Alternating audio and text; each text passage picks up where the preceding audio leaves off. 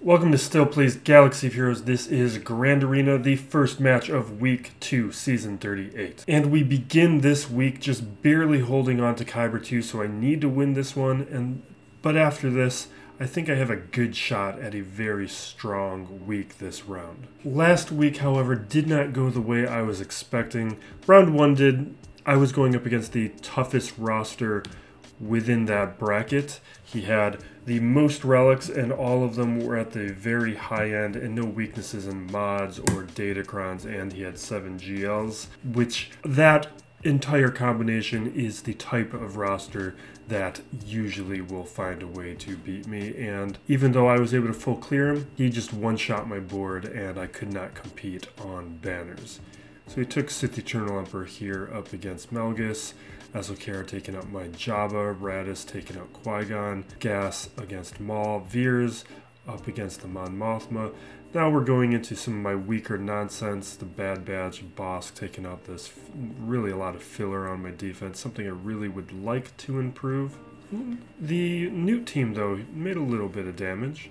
Rey taking out Iden, JMK Raddus, and then JTR taking out Dash. So he had plenty of weapons for both offense and defense, and then no issues with my fleet. Played that effectively. In round 2, this opponent, my defense completely stymied him, so I'm curious to see how he approached it, because he needed multiple attempts to get through a number of squads here. So SOKR against Jabba, Traya, no Ami to Mon Mothma. He was missing a number of key Amis. Gas failing up against Melgus here. CLS failing up against my Maul. Here are the datacrons on these guys. He attempted Veers. Probably, did he quit? No, Veers with preloaded turn meter, that wasn't going to go well. So no surprise there. Bad Batch, his Sith Eternal Emperor falling. That makes sense. That's a surprise. Because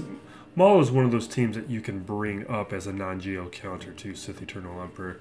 That was not a smart play. And then here with the preloaded turn meter, he losing his JML, he ultimately takes his JMK to take out my Maul. And this is also part of the reason why I've shifted my Maul over to defense, just in anticipation of Admiral Trench pulling Watt away. So if I'm not going to have Watt on Maul and I don't want to place my Hondo there, then if I'm not going to have that trigger for the Frenzy, then just shifting them over to defense is going to make sense. And that's when I pulled CLS over to offense instead. Partly with the Datacron, it makes a lot of sense to do that, but also just because they counter a lot of similar things. They work in similar ways, so I feel like we can trade them off like that.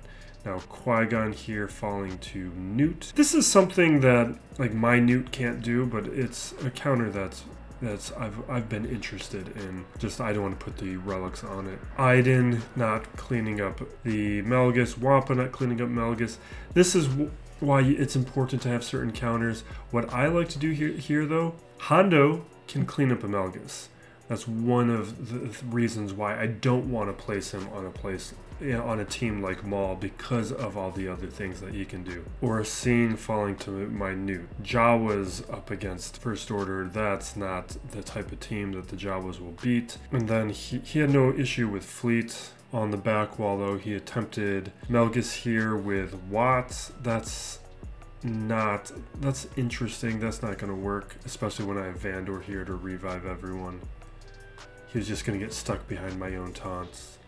Because I have 2 dispels here as well, 2 cleanses.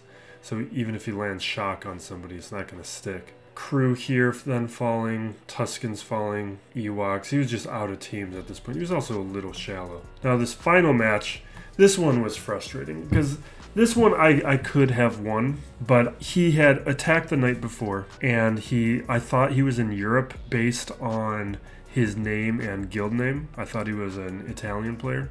So I thought, it being midday in Italy, I had a good chance for him to just not participate. I was playing within the last 2 hours. It looked like he was fine just doing it in the one battle and getting the rewards. that being sufficient. So I started testing out a lot of things. We tested out Seer Junda and Cal Kestis and Tuskens, and then he started playing. And then I could not compete on banners at that point because I had already had a lot of teams that I had tested out fail on me. So then just banners were out of sight. But we did get the full clear. Veers falling to Maul. That's, I mean, I guess that's, I'm sure there's reasons people do it. But with Bam here, if you don't take out somebody, Bam is just going to throw down the damage immunity, and that can mess things up. I think that's just a very risky thing to do. I don't even know if it's something I should educate myself more on. It's not something that my Veers can handle, so I wouldn't even consider. CLS, JML, yeah, these are things I wouldn't have tried. JMK ultimately taking out the Maul. Bosk taking out Radis. The rest of this, he doesn't have any issues on. I think he just one-shots the rest of the board. He had a pretty good roster, so I was just expecting him not to play, because everything within his history and from how it looked like he was handling the day, it suggested he was not going to participate. In terms of this week's bracket, my opponent is Helmchen here. He is on the lower end of the bracket in terms of overall GP. His Zetas are low. He's the only one below 200 Zetas. Omicrons, pretty shocking that he has single-digit Omicrons. There is actually another person off screen who also has single-digit Omicrons. We basically never see that within Kyber 2 these days. That's pretty shocking. Everyone else is in the typical range of like between 11 and 13. I am at the highest end at 16. In terms of GLs, only 3 players in this bracket with 7 GLs. This is light. This is what I was referring to a little bit earlier, why I think I can have a pretty good week, because this is a favorable bracket for me. Relic units, well, my opponent has 5, I should say. There is another player who you can see at the far end of the screen, New Sebamol. He has 4 GLs, so not too far off of what I'm doing. In terms of the relic units, my opponent is at 119, which is the 3rd lowest amount of relics. I have the lowest amount of the bracket, but I always do. But he does not have an amount of relics where I start worrying. I start worrying around that 145 to 50 range. Anything above that is going to my roster might start having some problems. My non-GL counters might start failing. Now with the Gear 11 plus units, this just gives us a shorthand for depth. My opponent is pretty low. That's one of the lower ones we've seen in a while, and he's actually the shallowest roster of the bracket. There is one player at 166 with a 4GL player. It's kind of surprising, because usually if you're playing with fewer GLs, you kind of want to have more of everything else. That's how I play. Now with the relics, this is pretty surprising. Tier 5 relics, my opponent has less than me. We never see that. But he is not the lowest of the bracket, but that's still surprising. He does have more tier 7s, slightly more tier 8s, tier 9s, but none of these numbers at a level where I start to worry. It's when I have players when I've had opponents like that first round opponent from last week who have double of me, that's when it starts creating issues. With the 6-dot mods, his counts are fine. His average, his top 25 plus average is kind of in the middle of the pack. Not terrible. I have the best top 25 mod average at 25 plus 25.72. The top 500 mods, I again have the best, and my opponent has the worst of the bracket. And then you can see that reflected in the counts, where I'm doubling him basically in every single one of these mod categories of 25 plus mod counts, 20 plus, 15 plus. His mod sets are pretty shallow. There's actually another guy off screen here who only has 124 6-dot mods. That's pretty shocking. I can't even imagine seeing that. Now in terms of Datacrons, this looks like slight participation for Datacrons, but it's actually the 3rd best Datacrons of the bracket. J Muffin here he's the 2nd most, or he arguably has better than me. I mean, he has more level 9 Datacrons. It depends whether or not he can apply them to characters, because like I've got 5, but technically 2 of those are redundant Inquisitor ones that only apply in 3v3, and I have a Sinistaros one that I can't even put on, I can't utilize on the character. So there might be a situation like that where the count really just says he is engaging with the content, where the rest of the bracket is pretty light on it, although my opponent is the 3rd most engaged with it. 3 players without Jabba, 3 players without Lord Vader, my opponent being one of the players without Jabba and me being one without Lord Vader. I'm the only player in the bracket without Sith Eternal Emperor, but that should change pretty soon. I'm probably a month away from Sith Eternal Emperor. Everyone's got JMK and JML, 4 of us without Rey, and 2 of us without SLKR. In terms of the Omicron section, 2 players off screen without Melgus. My opponent has him at Relic 6, 1 Ami, and we're looking here at the Radises, the Idens. There's a player here off screen who doesn't have the Iden Ami, which is, you can put that on at gear 8. Like, it's a, don't do that. My opponent has a Relic 5 Starkiller. Then we got Dash. No Ami on Wampa. That is pretty shocking. He's the only player in, so I guess he's the guy who doesn't have a Wampa Ami. That everyone should have that Ami. There are only 3 of us with the Savage Omicron, but my opponent is one of us who does have it. So that is good. There's just very low engagement with some of these newer Omicrons, and with Traya, half the bracket is without, and my opponent being one of them. 2 of us with Dr. Aphra. There's actually a guy in this bracket off screen who doesn't have the Qui-Gon Ami. 3 players with Swolo. I am the only one engaging with Zori, which, if you have Rey, you should have Zori. You can use a low star Zori with your Relic. I use it with my non-Relic Finn. If you have a Relic Finn and Resistance Heroes and Rose and all those characters from having GL Rey, there is no reason you shouldn't have a Zori. She works fine at low stars. And now I've got her at 5 stars. You can see how quickly that farm's been going for me. Now Maul, my opponent has a Relic 4 one, so a little bit weaker, 1 player in the bracket without. See, not engaging with Moff Gideon, so you can see the shallowness in his roster kind of popping up in places like that. And then he has a 4-star Profundity. Hopefully that helps me out in fleets. Just gives him a little bit more trouble. With the Hotbot here, I don't know what to think about this, because the Grand Arena stats, this undersized clears number here, that is of a number that just says they don't play Grand Arena at all. But if you don't play Grand Arena at all, you're probably not going to be in Kyber 2. And his Grand Arena history, at least the recent history that I looked at, he does play Grand Arena. So maybe he's recently shifted.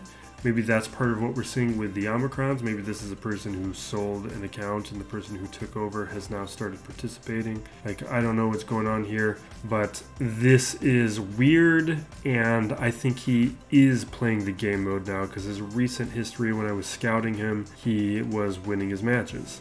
The rest of this here, we're just gonna scroll down through it. We've talked about most of these points here, but I think the side-by-side on some of these characters is interesting. So looking at him in detail, his Echo was at 299, so we'll take a look at that. This is going to be pretty low. This should be, we should see him right away. Yeah, there's his Echo, 299. So we'll just presume Piet.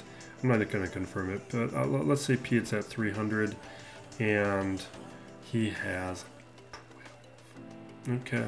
Yeah, that's the lowest in a while, but he does have Grand Inquisitor. But you can see the characters who are falling below that 300 speed level, where a lot of these characters are much more dangerous when you have them above that threshold.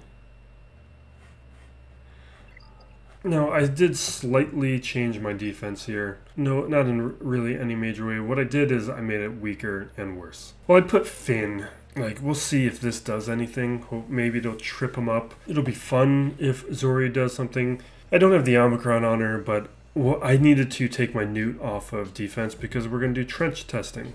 So we at least have that Admiral Trench to look forward to. I don't know where I'm going to use him. I don't know in what way we're going to do testing today, because I feel like if I do testing, I'm going to lose this match. I don't want to lose this match. But I also really want to do testing, especially because we have Admiral Trench now, and I want to see what he can do.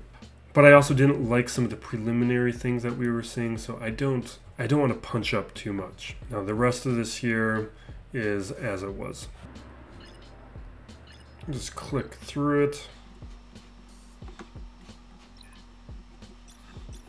Yeah, I really want to make my defense better, but I just need everything for offense these days. I guess not against this opponent. Like, I guess I kept things on offense that I would have used up against a 7 GL player. Technically, I could have put something on defense. I probably could have put a GL on defense. So here's what we're looking for. We have Bossk, probably, well, there's a couple things we could do with Bossk. I'm undecided here. Geos, we might do testing. Now SLKR, the easy thing we could do is we could just blow it up with JMK because I don't need to save my JMK for elsewhere. The only thing I'm thinking is I kind of want to see what the CLS Chupio Datacron can do here. So I'm a little tempted to throw that team, but it's an unknown for me and I'm a little concerned that I might have issues. Partly just of it being unfamiliar. Phasma here, another candidate for some testing. Maybe we do Admiral Trench there, but I did not reread the kit to remind myself of what I think is going to happen. Oh my god, I just realized I took Newt off of defense, but Django's still over here with Maul, isn't he? Yeah, Django's right there. I can't even do trench testing. I can't do proper trench testing. So we're definitely going to bring Trench up against something a little weaker then. Then we got Mon Mothma, Starkiller, Melgus, and a second GL here in JML. And yeah, so it's just going to be Inquisitors up against JML, Gas up against Melgus. I am going to do Grievous up against Starkiller, but I am 1-for-1 right now with that counter. And the time I lost, it was with an old Ben version. So we'll see. It's just because I have a lot of Gear 11. 2 of those characters are Gear 11. And I think it messes up the counter for me. I need to increase the gear level on a number of those characters. They don't need to be at relics, but they should probably be at gear 12. And then Mon Mothma is another candidate for some testing. Okay, the plan is going to be to play the matches, the known matches we're going to play safely and not take chances with, and then I'll make an executive decision of how much and what kind of testing we'll do afterwards. Well, right now I think we'll just do Inquisitors JML. Like, yeah, we're going to do that. Like, tactically, there's a slight risk here. Like, this is probably a 95% win rate, but there is a small chance that JKR targets Grand Inquisitor and can mess it up. It rarely happens. There are versions, like if Barris is around, Barris can make this a little bit harder.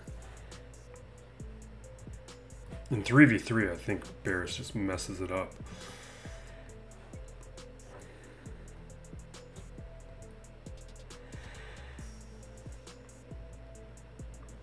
All right.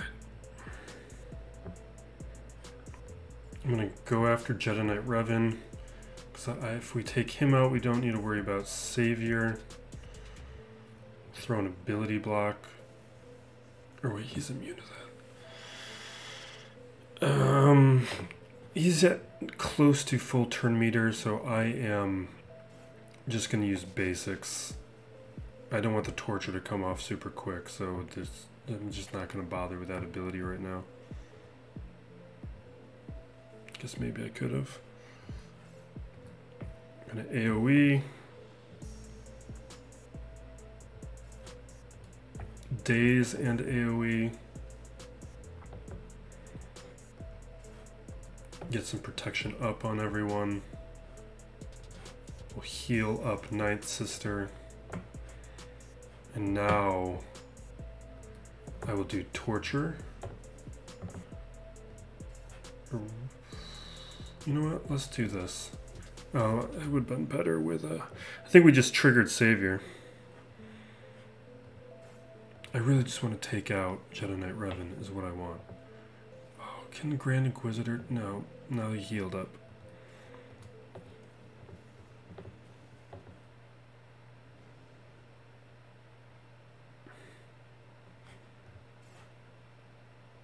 I'm gonna basic.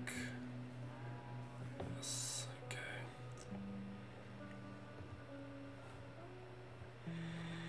I'm gonna basic because we'll get 3 hits.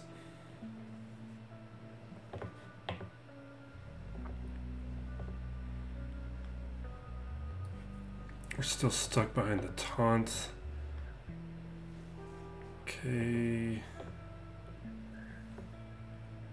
Yeah, go after Ninth Sister. Okay. Come on, don't. Give me my shot. Basic. Give me my hits. All right, he's gone.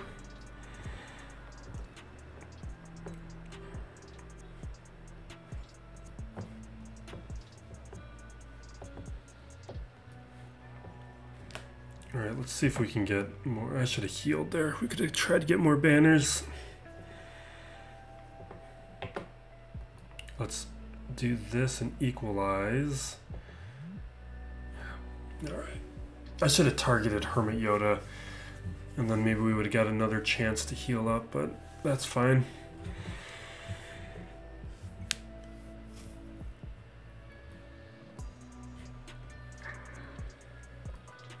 Let's gas Melgus.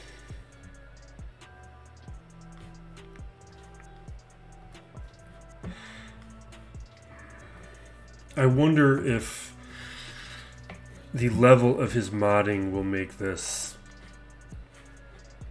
harder, not easier.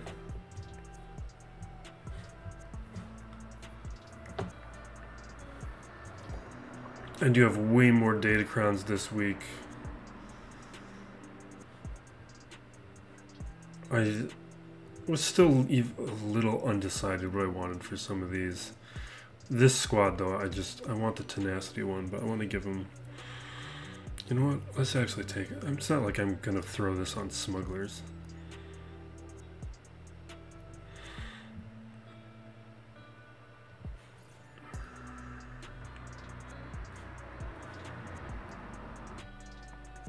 And my opponent, for being somewhat engaged with Datacrons, didn't apply any of them to his defensive characters.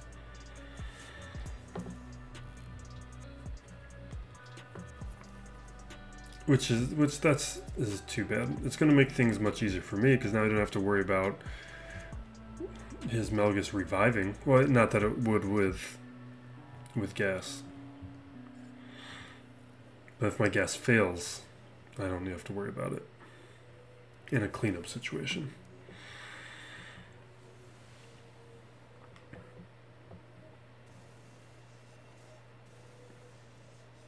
Fine. There's my sacrifice. Don't take out. No. Stand up, bud. Oh, come on. That was the one character I wanted.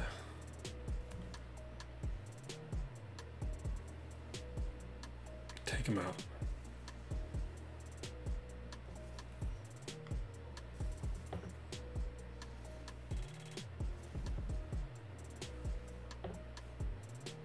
This is going really poorly for me. Like, this is terrible. Take him out.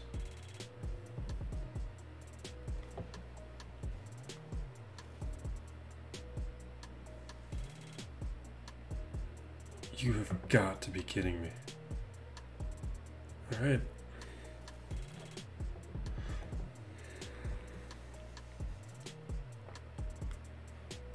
This is what I said at the beginning. I was wondering if the bad mods might change things a little bit. Because I've noticed it with Rey. When I would try to do gas GL Rey, the poorly modded GL Reys I would be less likely to beat with my gas back before I had Starkiller.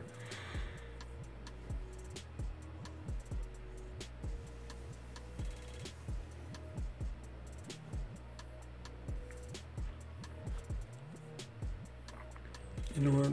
Let's see if we can take out Fallen, because I want to get rid of Corrupted Battle Meditation.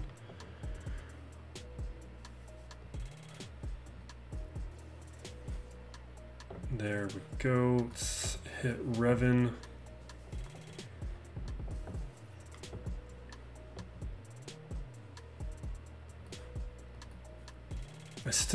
I've been on cooldown so much I haven't been able to put the turret over on Echo. And I'm probably going to lose these guys right now. They're not going to survive this.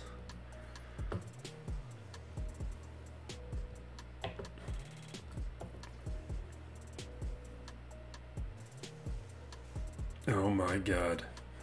How did you survive that?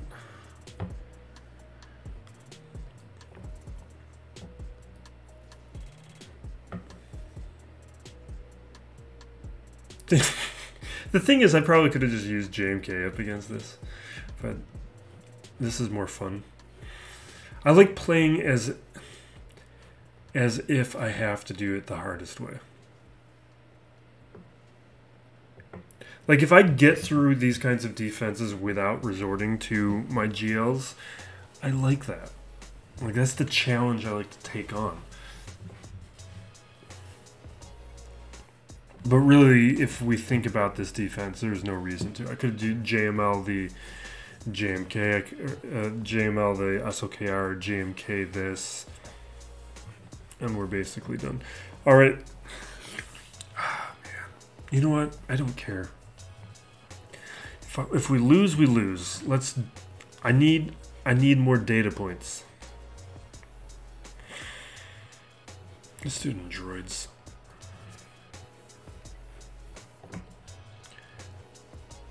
I want to know where this counter stands for me. I was actually going to take this higher in gear during the off days, but then I decided to gear up my Clone Wars Chewbacca. So now I'll show you what he looks like. Why did I go to Scoundrels? Like, literally the worst possible location to look that up. Like, the most cumbersome of the factions. So there he is. Clone Wars Chewbacca, Gear 11, ready for Tarful. That's how I decided to spend all my Carbantes and stun guns, rather than taking B2 and BB8 up to tier 12. We got Clone Wars Chewie.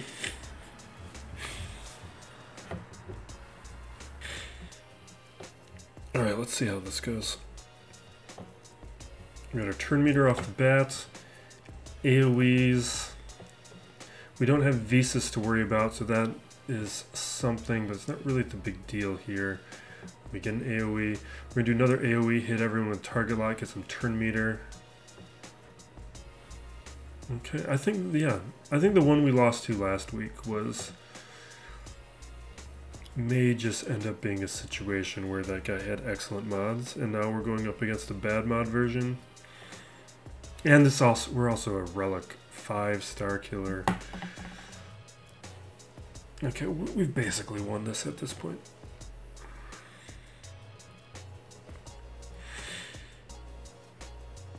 Because without Palpatine, there's no way he gets to Unleashed.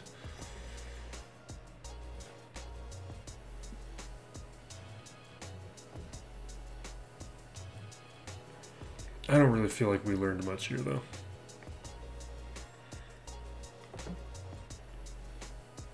So we're now 2-1 with this counter. And I should have targeted B2.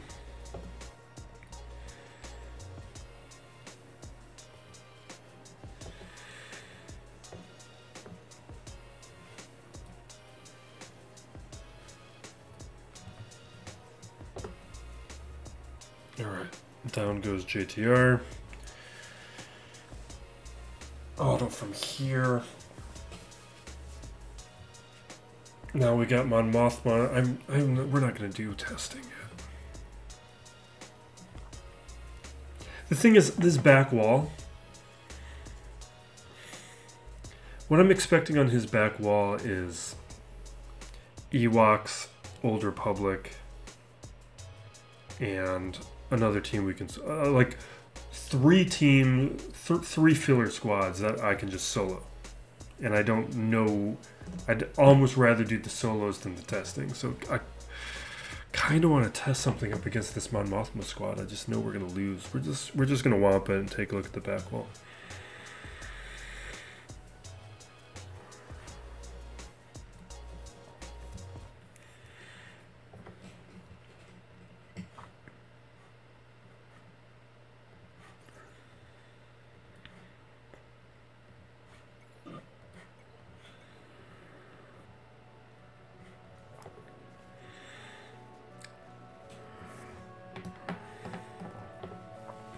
Okay, let's just auto this.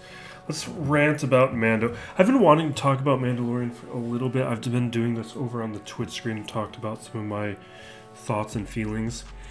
But it's a situation of I've been just trying to think through why am I not enjoying this season as much as previous seasons. And what that gets into is the direction that the show is taking, because I don't really think the show's fundamentally changed in quality. It's just, I think it's a difference of philosophy where I don't know if the show they think that The Mandalorian is the show that I'm interested in. Because when we first got the show in season 1, like the universal response was just like, we're seeing a new Star Wars story. They're doing something new with the, I need to control this. Something new with the property that they hadn't done before, where we were just seeing a new character in a new way, doing something that was unrelated to the Skywalker saga. And that was interesting and exciting to be in that kind of place. And that all changed with Jedi Knight Luke, where the show then shifted into being like the Star Wars property. Like, this is Star Wars now. This is like a tributary of the Skywalker saga. Maybe I did. I'm kind of repeating the same stuff that I said before, and I'm just trying to remember, have I only said this stuff on Twitch or have I said this here yet? But because there's a much larger audience here. And let's keep going. And because there are no movies and because of the management of Star Wars, we basically get that this is de facto Star Wars now. This is like main storyline. This is no longer a side quest. And Mando season 1 and season 2, it was just fun side quests. And now we're on the main story. And when I'm playing games, when I'm playing Fallout, like, I'd skip the main storyline. When I'm playing Skyrim, like, I go off, wander the map, and I go off after all the waypoints. Like, that's how I play the games. And I like seeing these side quests. I liked how the show was balanced between, like, using, like, the X-Files terminology of the lore or the Monster of the Week episodes. And we were getting a lot of interesting Monster of the Week episodes that were just kind of detached and unrelated. And now it's all lore, and when they do something like the Mando dinosaur planet, it was this weird kind of hybrid of the two, where the show just wasn't comfortable making a decision about what it was and what it wanted to do. We're going to keep talking about this. This is probably going to be the bulk of this. You know what? Because of the Juhani, we're not going to Kylo this. Even though we probably could. I would just really... Do I really think Juhani could mess that up? I just don't want to find out. I'd rather... Man, what am I going to do here?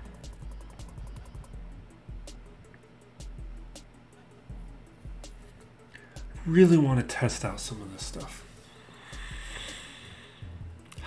But I also want... We'll come back. We'll come back. We're not going to do this yet.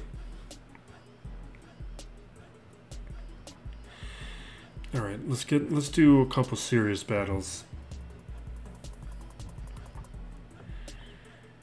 Ah, man. I want to do testing here too. We're gonna do it. This is a more this isn't even a super hard version. We're gonna do it.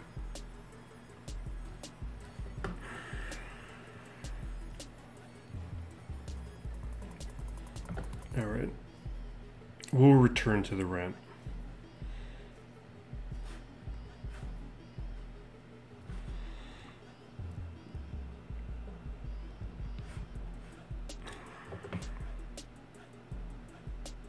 Okay. Let's see what happens. Now the only thing that I think I need to do is stun Hux.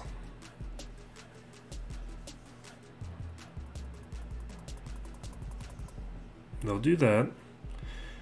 I'm just a little concerned that maybe I have lower relics than some people do on these counters. Yeah, we'll AoE, or we'll do the blind. We'll throw this here. I wonder if I should have AoE'd with Chupio.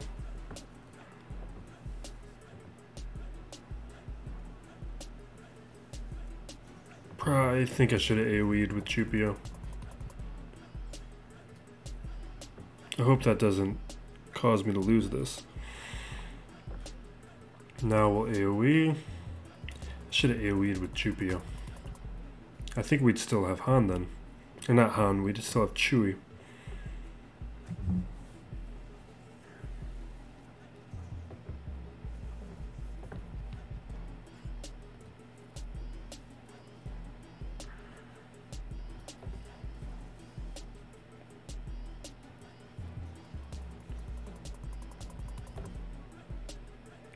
Okay. I'm very concerned about turn meter. There goes my CLS. Let's AoE again. We'll take out Sith Trooper.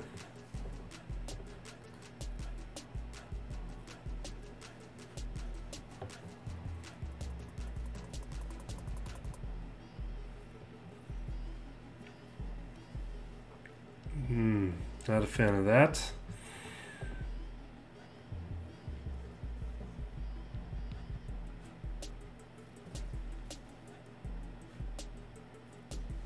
We'll lose Han in a moment.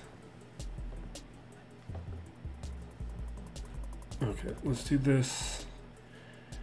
Can you just get out of that so I can go after your other self?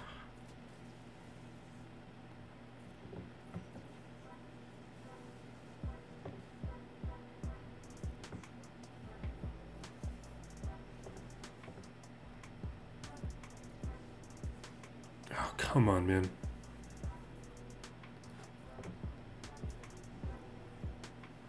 Alright.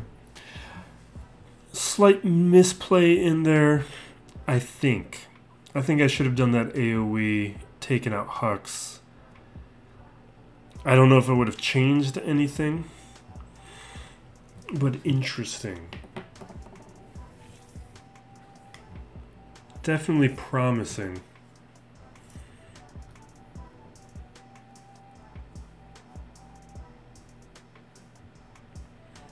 The only thing is, with the footage that I saw, they didn't show what relic levels were on their characters. I have, what, a relic 5 CLS, like a relic 7 CLS, and things would change things. Just interesting things that I'm thinking about. Alright, let's clean this up. We'll just...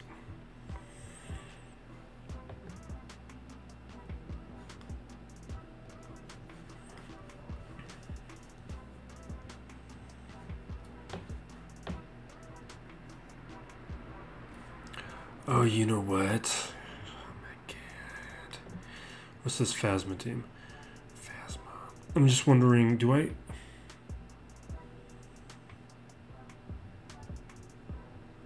Yeah, I think that's a Jedi Knight Luke Solo. There's no Omicrons or anything. There's no Omicrons! We're gonna test something up against that. That's our trench target. Even though we don't have... Am I really going to just throw this match away? Alright, let's... we're going to blow this up with... Let's do the JMK here.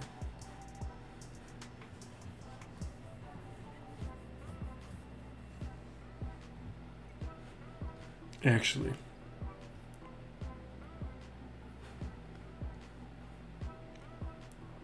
we'll do JMK here.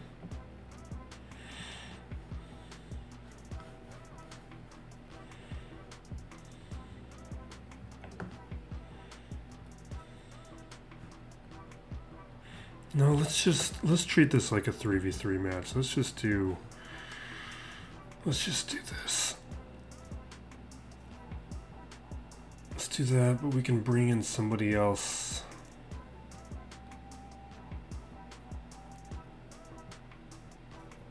Do I want to save him though?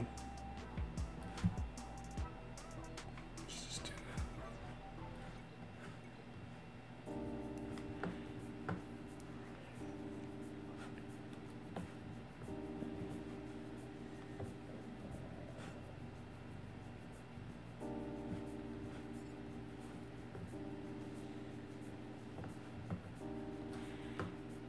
I don't even think I've done this in a while.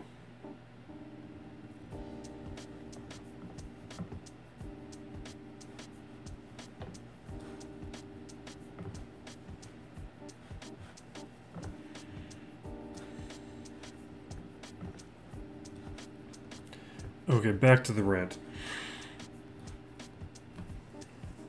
Where was I? We'll get myself back on track, but there's a number of different things I want to just talk about here. So one of the issues I'm having is the show has now shifted to a point where, like, I don't think it knows who the show is about, because the show is no longer about Mando and Grogu. You just look at how much happens. Like, it's not a story about what is happening to Mando or what is happening to Grogu. Like, they're passive participants within the story. They're no longer actively changing what are the events. What happens to Grogu is irrelevant. What happens to Mando is irrelevant. It's not what the story is about. The story is about the Mandalorians as a people and Bo-Katan and what is going to be happening with her, which that stuff's all interesting to me. It's just, should that be happening within the Mandalorian? And I'm not convinced that it should be happening within this show. Let's just undersize it, I guess. Because what we now have is Mando's basically just become the point of view character for the audience. He is the perspective in which we see these events unfold. But they're very rarely making decisions that alter the plot. It's just things keep happening, they keep reacting, and the story moves forward. We're just watching the story unfold through these characters, not watching them engage with the story. And that's kind of poor storytelling. That's like in like script 101, storytelling 101 stuff. That's like, you're not supposed to do that. And it's disappointing to see these like talented writers tell a story in this way.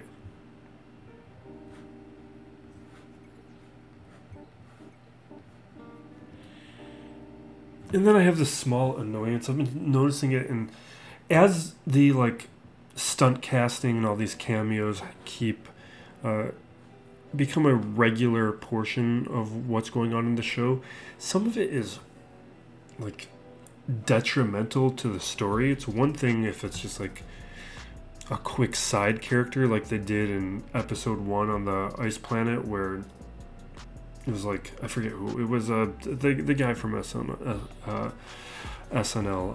don't remember his name anymore, but he was in the alien makeup. Horatio Sands. But what we've had in some of these recent episodes with like Tim Meadows and with the director being the X-Wing pilot, like these people aren't actors, and it's becoming very noticeable. Like if you go back to that scene where it's the X-Wing pilot director talking to Tim Meadows, watch their eyes. They have no idea what to do with their eyes, and it's not their fault. They're not actors. They're not trained in this stuff. So they don't know where to look. They're very unsure in the scene in a way that I find very distracting, because that's not what they're trained to do, and it becomes very awkward. And you can see it compared to the woman who is the Empire or the Imperial. I don't want to say spy, but double agent or reformed person, whatever her status is.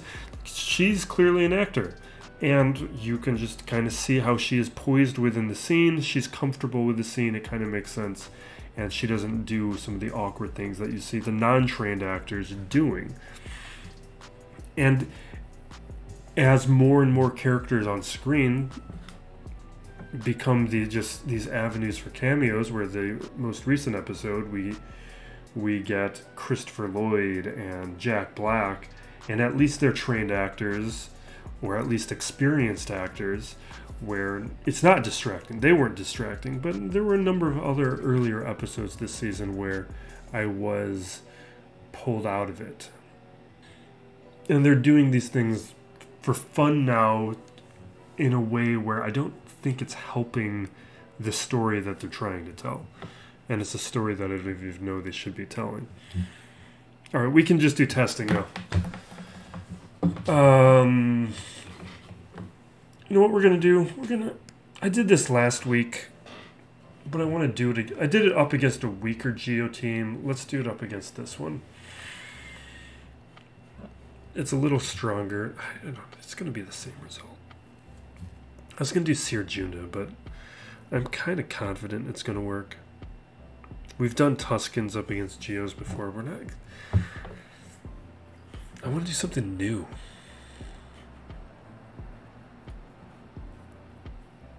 But all these teams are kind of weak. This is like the only team that we can do like potentially interesting testing up against.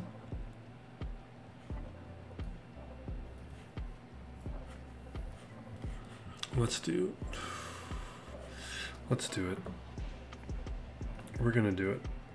Even though I messed up and we don't have Django, we're still gonna do it. I'm instead gonna use Ventress, because this is one thing I said in my Marin video. I wonder if Ventress, especially with her Omicron that boosts up her stats, if this is where Ventress goes. Because there's the way the Marin kit is written, it is so plague heavy to the point where Ventress's stacking damage may just not be necessary or even desirable, because the characters are going to end up dying from plague instead of from the damage that Ventress puts out. So maybe Ventress does go here. There's things I'm wondering, at least. The other thing I'm thinking is maybe you put Brood Alpha in the squad, because what you're supposed to do is you're supposed to put, let's actually read this kit because I forget which tech is supposed to go on to Django. So we need to put the shield generator on to Django is what's supposed to happen. Because they become immune to stealth, and then they get crazy defense and avoidance. You just can't put it on a Geo. But that's the only Geo thing. So everything else we can put on somebody else. All right.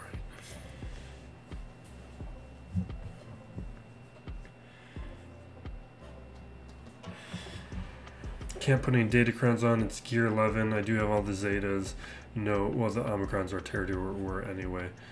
And let's... Oh my god, am I really going to do this? Let's see what happens.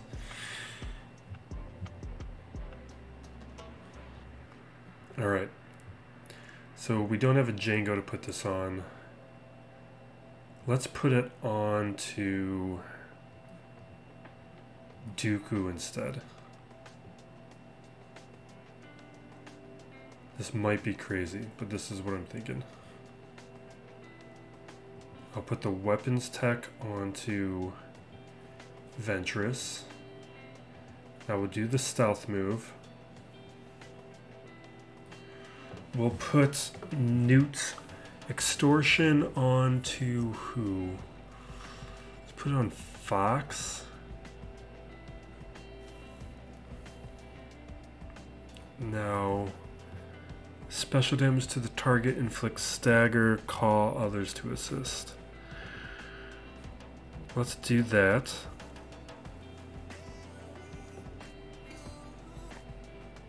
Let's get rid of the advantage. And this is why I put it on Dooku. At least he's going to counter and stun.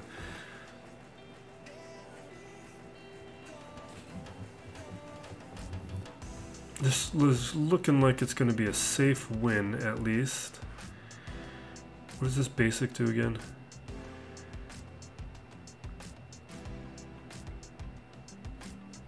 Okay, well, we can get a stun, so let's stun Stormtrooper. We'll do an AoE with Endless Wraith. We'd get a bunch of... She would have... If we had the Omicron, she'd apply healing immunity to everyone. And I think we get some stacking. There's like a stacking health defense reduction.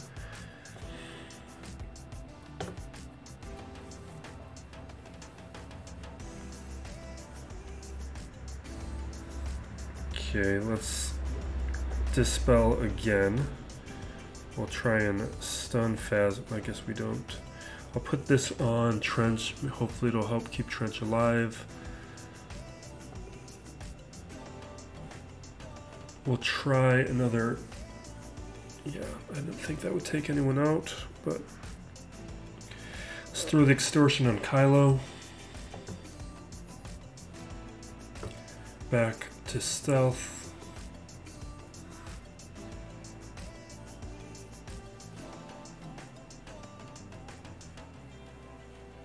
You know what? Let's keep him close to death. Maybe if we get another Endless Wraith, we can just... Nah, never mind.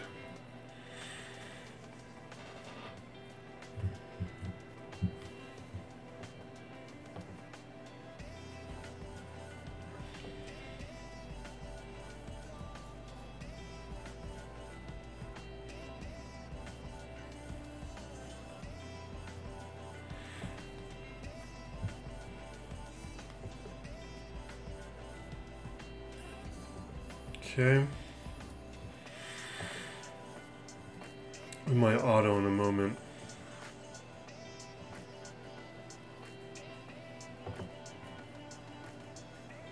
Yeah, it's just auto. Yeah, I think that's a good result, but there's no Omicron here, so this was a significantly weaker Phasma team. But considering we didn't have Django, I think it was a good result. At least it took out full relics, and they were never under threat. Okay, now we need to do Seer Junda and Taz. The thing is, Geos, we know both of them can take out Geos. What we don't know is what they can do up against these squads.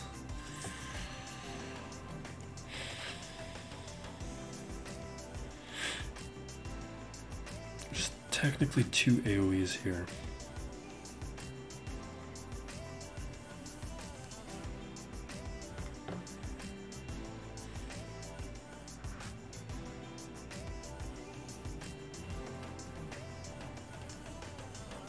Savage could solo this. Oh, man. I kind of want to just do Savage solo.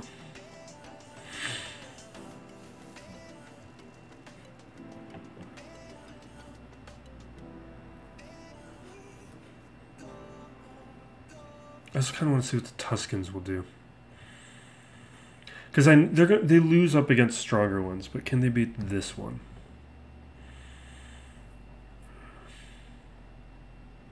We're going to do it. I just feel like I'm being very reckless in this match, and I want to win this match.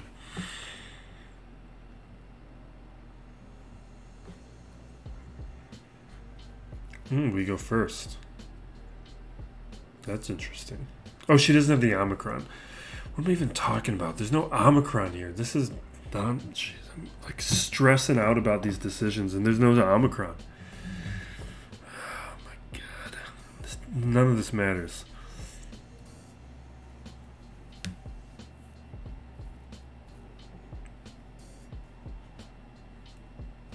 I should be going after somebody we can actually take out.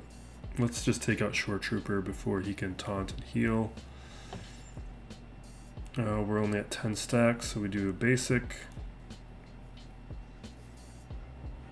Do you even have the Zay? Okay, you do. No, you do have the Omicron. Never mind, never mind. There's a different player who didn't have the Omicron.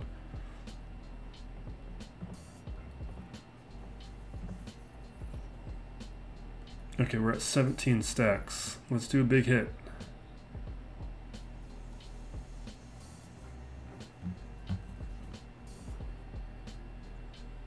No, now we're at 10 stacks because we... Come on.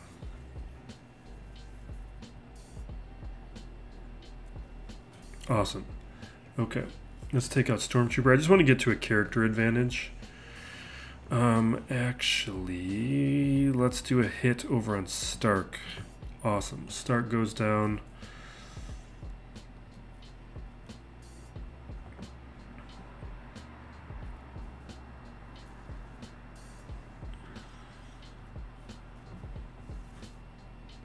Momentum. Oh, did I forget to do chase? I think I forgot to do the chase. Or finish it like I started it.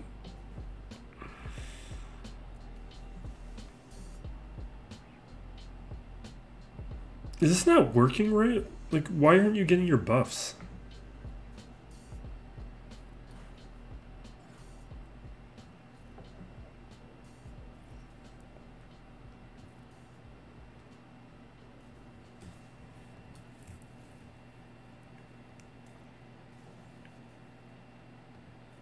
Okay. Take him out. Let's just auto from here.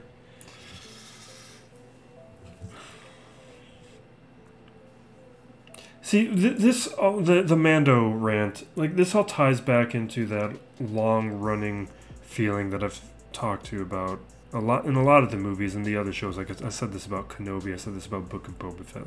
I've been saying this about everything. It's just, I don't like that they keep making Star Wars small. Where instead of expanding the idea of what Star Wars can be and what story it's telling, it keeps telling the same story. And it's actually one of the big things that's really missing about not having Lucas be involved. It's just like there's this petrified fear of telling something new. Like one of the things I did recently, I've been doing on Twitch is just doing these quizzes on Sporkle, just doing this trivia, and we've done Star Wars trivia a few times. And one of them was this very impossibly hard quiz for the prequel trilogy. But one of the things that it really made apparent was Lucas wasn't just rehashing the original trilogy. He was creating new characters. Like one of the tricks they would try and do in the quiz is they would put a reference to a species or a character you would know from the original trilogy. And those were always the wrong answer. You could eliminate those because Lucas wasn't copying what he did before. He was coming up with new things and expanding the universe. And I mean, even the sequel trilogy did it. Like there was a bunch of new aliens. Like they did copy a bunch of stuff. They copied a lot of plot structure, but they did add new aliens and new things to the universe. And I just feel like this idea that you got to do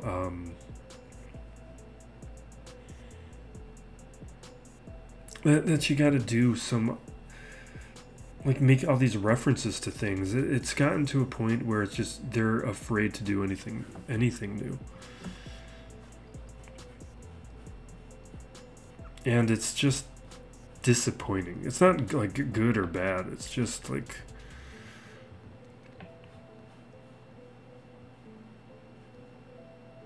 it's just they want to tell the same story for an audience that is constantly changing. They're not telling a story for us, the Star Wars viewer who wants to grow with the Star Wars universe. They want to tell a Star Wars story for the 12-year-old. And not the 12-year-old who grows up to become 30. The 12-year-old who is 11 right now and next year will be 12. And when he's 13, they no longer care. It's just whoever is that year is 12 years old. That is the audience.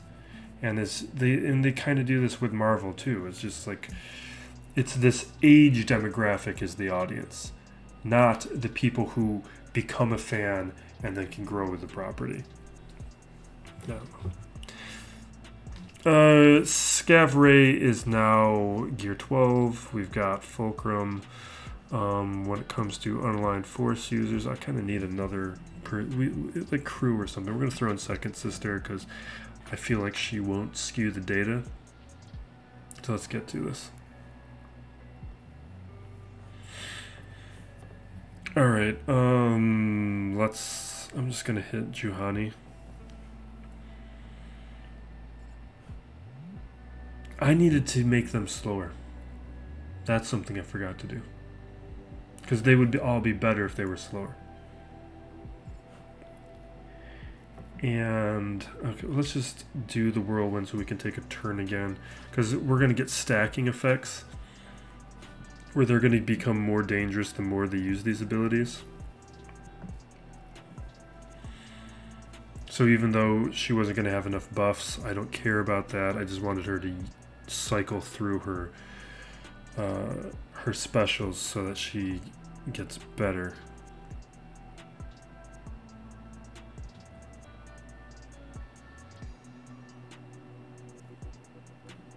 Okay, we'll do this. And this, do I want to use this? I should watch my own videos and figure out what I said about these kits, because I no longer remember.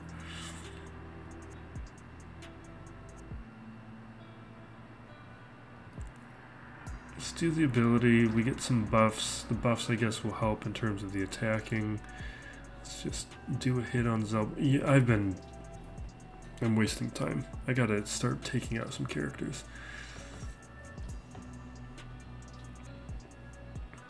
Scav Ray took,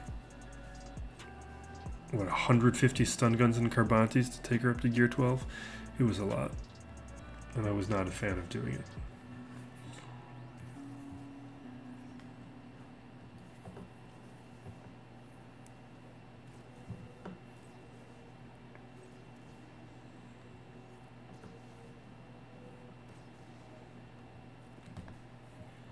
You know what? Ewoks would have been better.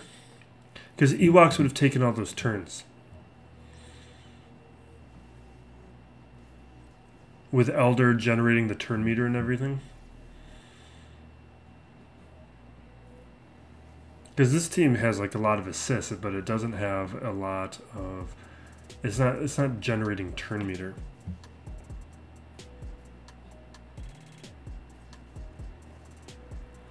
I need to make notes of things I need to do for the next match. Alright, let's do this ability. Oh, awesome.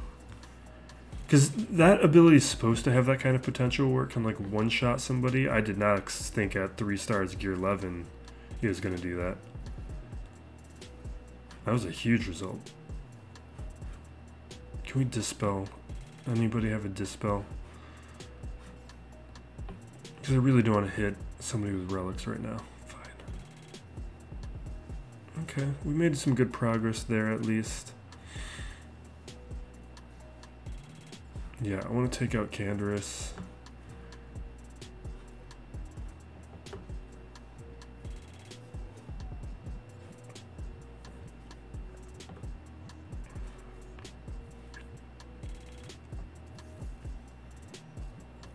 Okay, fine. We'll go after Karth. I wish I could draw conclusions about this match, but I mean, it's good that like we're not getting damaged at all, but it's gear 12. And they weren't the best squad to begin with.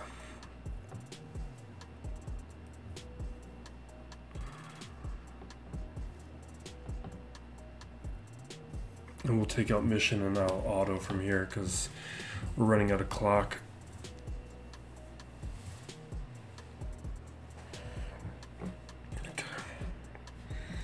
Okay, so the note I need to make is we need Django and I need to take mods off of Fulcrum and Scabray because I think everyone needs to be slow, not just Sir Junior and Count Kestis.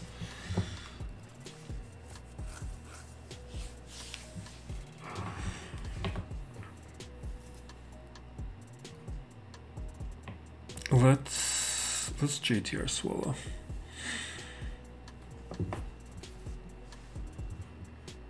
Oh, we got Hondo.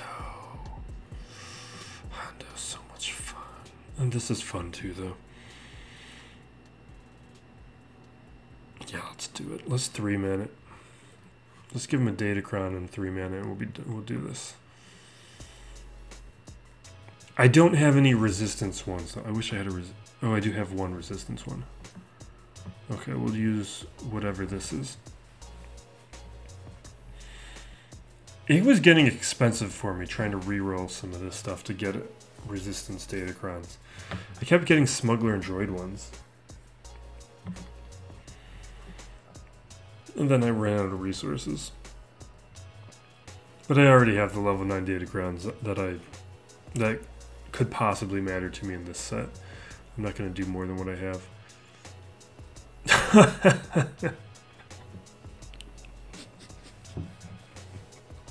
I mean, that's awesome, but that was ridiculous.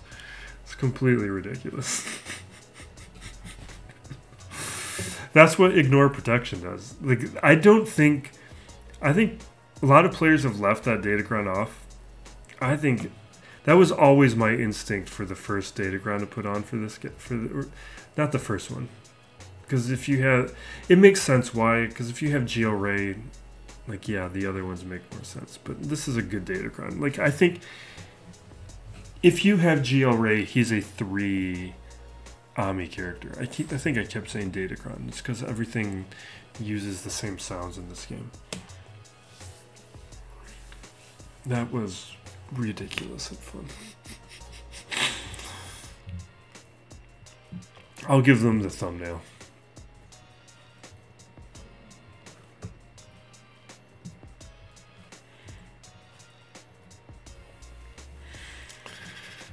I did not click on that. I don't know. What do I want to do? Vader? Blow it up with... I think Hondo... Can Savage get sold? That's right.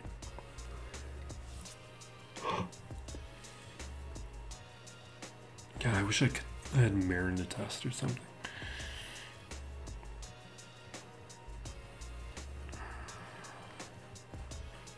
Let's just Vader it. I need to make up some banners.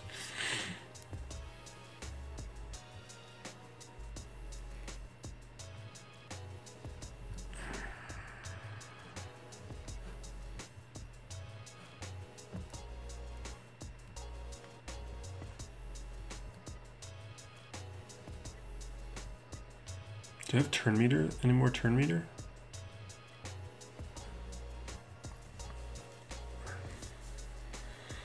If I have turn meter, I don't worry about not having another body here. Although his mods aren't good. It's not even like a concern. I'm overthinking this.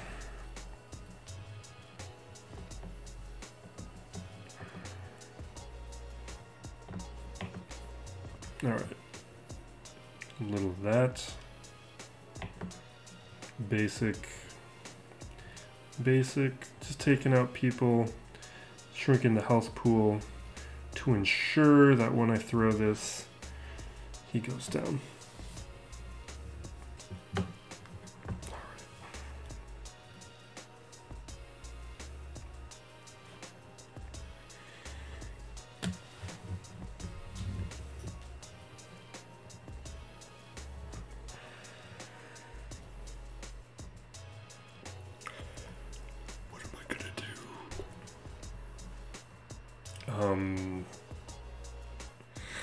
I guess we'll do profundity here.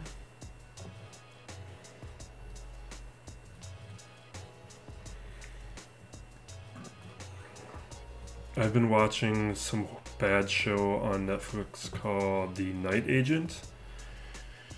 It is very poorly written, but it has like the structure of an interesting show. But it's also like annoyingly dark where I just can't tell what's going on ever. It's just like black all the time.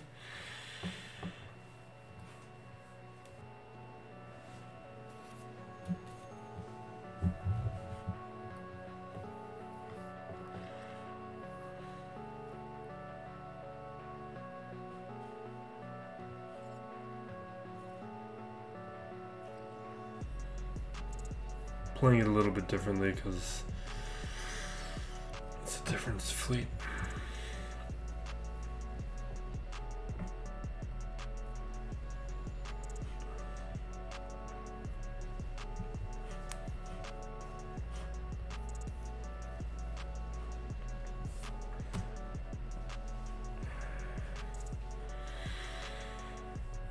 Oh, I should not have brought... It's late. I should not have brought in the bigs, because if I wanted to do anything with Raven's Claw, I just messed up that fleet.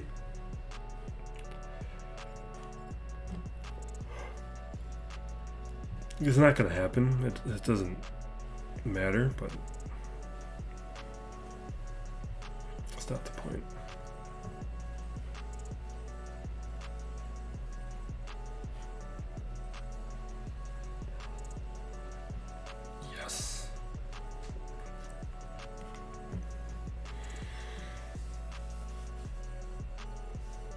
Alright, we'll do Malevolence up against the Chimera.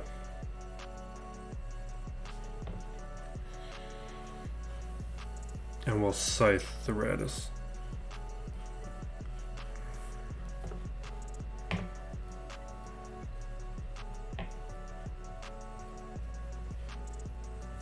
And then I will go to bed.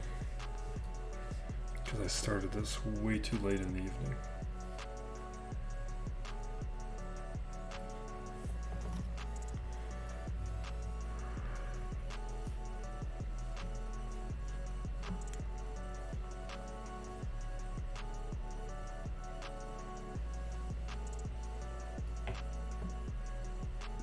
Stun it. It's gone.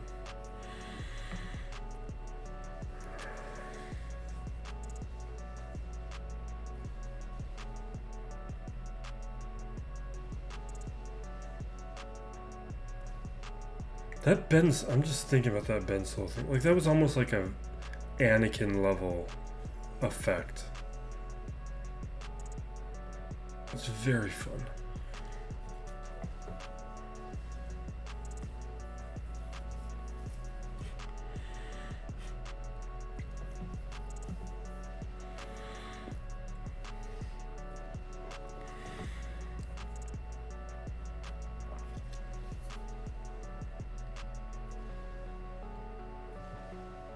Okay, so let's scythe this, wrap it up, and then in the morning we'll see what my opponent has done.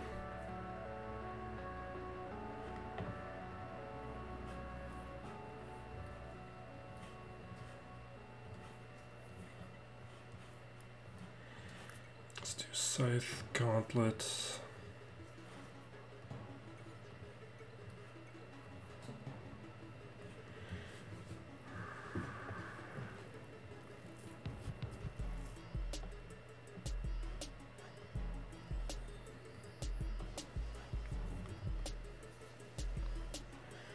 Why? I'm not, these are not the decisions I would make if I was more alert. I should have been going after the MG100 the whole time. Because he was going to taunt it anyway.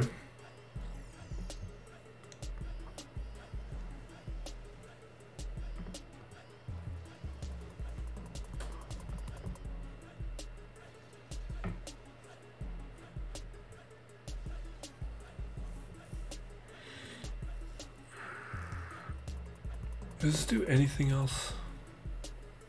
Like any stacking, something? Okay, yeah, it does have an attack call.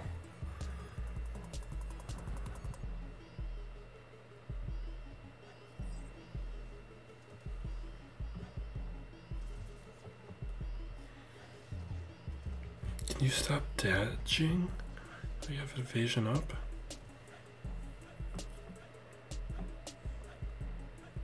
Nope.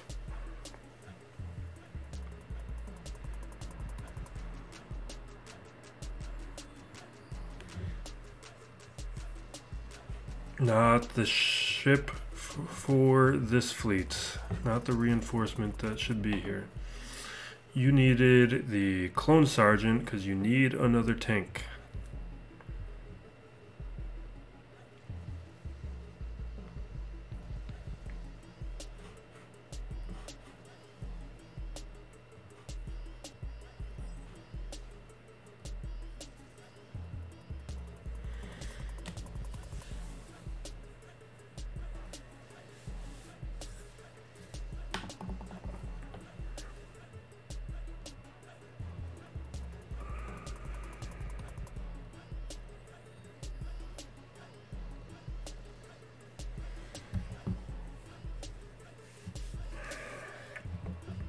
All right. Let's check the banners. Pretty good. We dropped that one battle just from inexperience with the Chupio. Maybe it wouldn't have worked at all. Maybe I need higher relics on it, but it was a decent result. We'll check back in the morning. We win round one. Helmchen here had a really strong offensive run, but one surprise team, did some really nice work up here. Finn and the Resistance heroes with a 5-star Zori Bliss taking 3 attacks to go down. We'll pay attention to this with the Grand Arena history next week. I'm going to be interested to see what he took. There's a chance that he just underestimated it, saw the 5-star characters, saw the Gear 11s, and thought he could take something weak up against it. That's very likely, and then the second battle could have had some preloaded turn meter there that would have worked in my favor. But this is what I've been saying about Zori. She is perfectly usable at these levels. And especially if you're a Rey player, then you already have relic characters to surround your Zori with, and it's going to be a very solid squad. I don't think that it makes sense for any Rey players to be delaying Zori. She's an excellent character. That is the difference. That gets us the win. I think his banners were low enough throughout, because this one battle here doesn't account for the 60 banner difference. There was a certain amount of inefficiency with his attacks that I think add on to this to get to that banner total. And we had a really nice, solid run on our own offense. I'm happy to be moving ahead to the next round with a win and moving towards a strong week that I'm hoping for with the favorable bracket that we have. And we will wrap up this one. We will be back with some more videos soon. I did put a highlight over on the Twitch of my Riva mission attempt, because I haven't put out a Lowest Viable Teams video on it yet, but one attempt of my playthrough is saved there, so you can check that out if it's something that you want to see. If you want to look at the mods that I'm using and how that playthrough goes, but we will have a lowest viable teams video on it at some point as my schedule allows. But thank you for watching. Be safe out there, everyone. Be excellent to each other. This is Still Plays Galaxy of Heroes.